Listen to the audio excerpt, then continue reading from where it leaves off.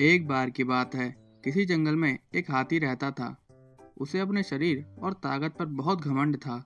उसे रास्ते में जो भी जानवर मिलता वो उसे परेशान करता और डराकर भगा देता था। एक दिन वह कहीं जा रहा था। रास्ते में उसने एक पेड़ पर बैठे तोते को देखा।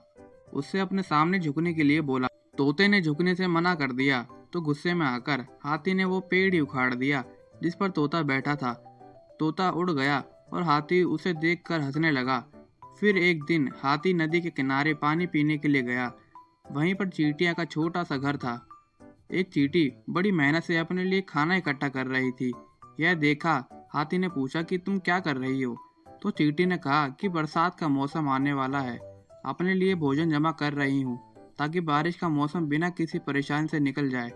यह सुनकर हाथी के मन में एक शरारत सूझी और उसे अपनी सूंड में पानी भरकर चींटी के ऊपर डाल दिया।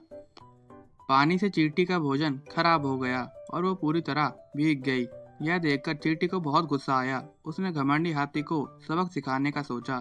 फिर एक दिन चींटी को मौका मिल ही गया कि वो हाथी को सबक सिखा सके। हाथी भोजन करके हरी घास पर सो रहा था कि तभी चींटी सोते हुए हाथी की सूंड में घुस गई और अंदर से उसे काटने लगी। जैसे ही चींटी ने हाथी को काटा, हाथी जोर से चिल्लाने लगा और मदद की पुकार लगाने लगा। चींटी ने हाथी के रोने की आवाज़ सुनी और सूंड से बाहर निकल गई।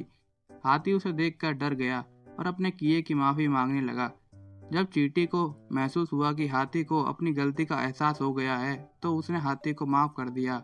हाथी अब बिल्कुल बदल चुका था और उसने वादा किया कि अब वो किसी को नहीं सताएगा और दूसरों की मदद करेगा।